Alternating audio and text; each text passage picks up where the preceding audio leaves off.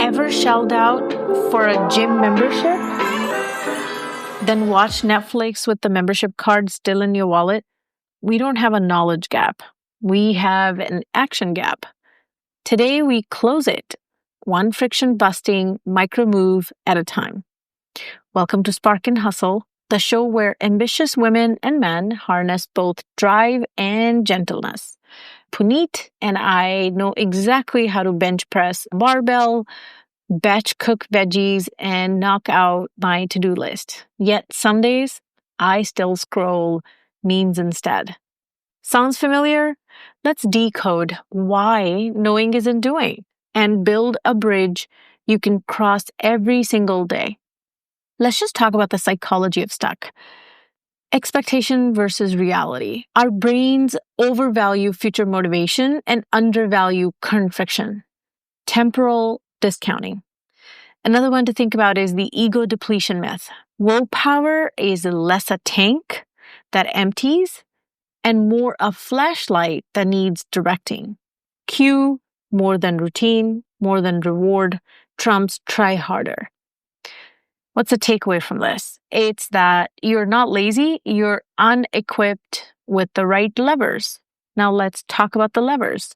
So I'm going to give you the doing framework, D.O.I.N.G. D stands for design the environment. Okay, how do you do that? Remove chips, set out gym clothes. O is optimize friction. How do you do that? Make good choices easy. Pre-log meals. I, implementation intentions. How do you do that? After coffee, I will write 200 words. N for nudge accountability. Text a friend a sweaty selfie. G for gratify early. Immediately micro reward. Spotify hype track.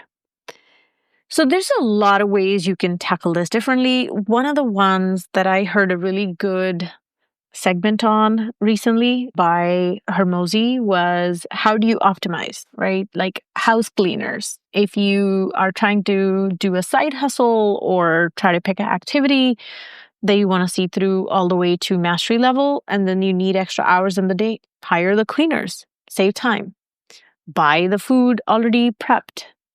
Right? So it depends on your resources, on how much you can optimize in your life to get more out of it on the back end, right? So you only have so many hours in the day. You could optimize against that friction. The friction is house cleaning, laundry, cooking, all of that fun stuff, right? So you could do it so many different ways. I would just talk about what I do and how I tackle these things.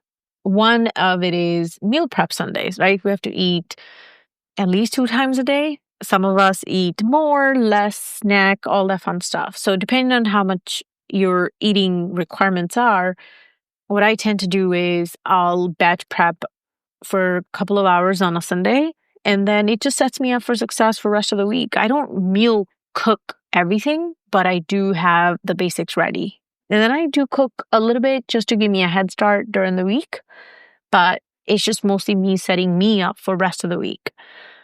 The second one is the 5-minute rule. Promise just 5 minutes of workout. I do that to myself. Like if I'm not in the mood, not feeling it to go to the gym, I'll say I'll just go for 5 minutes. And 80% of the time, I extended beyond 5 minutes. And it's not just me. This is research-based that over 80% of people actually extend it to 30 minutes. So just try to go do a 5-minute workout and then see how you get done more over time. Third is public draft tracker, right? It's somebody who's trying to write a book. They tweet every day how many words they wrote that day. And they'll finish a book in 90 days or so, depending on how many words you're reading and writing. But that's one way to just tackle it. Publicly post your progress. Now, here's a challenge. I love challenges. So here's a 7-day action gap challenge. So pick one lagging goal. It could be fitness related, money related, habit related, and then apply all 5 doing levers. the ones we decided and discussed earlier. Design the environment, optimize for friction, implementation intentions, nudge accountability, and gratify early. So apply that to that one thing you're trying to improve that you're lagging on. Log the wins in your journal or in your notepad, wherever. Log them somewhere. Share progress on day 7 and tag #SparkActionGap. So here's a science snippets. Implementation intentions. It's a study done in, I think, late 90s. It says, if you set intentions of implementations, you will boost goal completion by up to 91%. That's a lot. Tiny habits. It's a BJ Fogg's concept. It proves that emotions, not repetition, counts. So we need to wire our behavior. Immediate rewards. So keep dopamine alive long enough for habits to stick. Here's 3 books that I'm recommending. First is Atomic Habits by James Clear. It's a classic. I've mentioned it in my other podcasts. The second is Tiny Habits by BJ Fogg, Emotion-Driven Behavior Change. And then another one is by Mel Robbins. It's the 5-second rule, the 5, 4, 3, 2, 1. Amazing books. Read them, listen them, and then take inspiration to do more. Knowledge is potential energy. Action is kinetic. Potential is not moving. Kinetic is moving.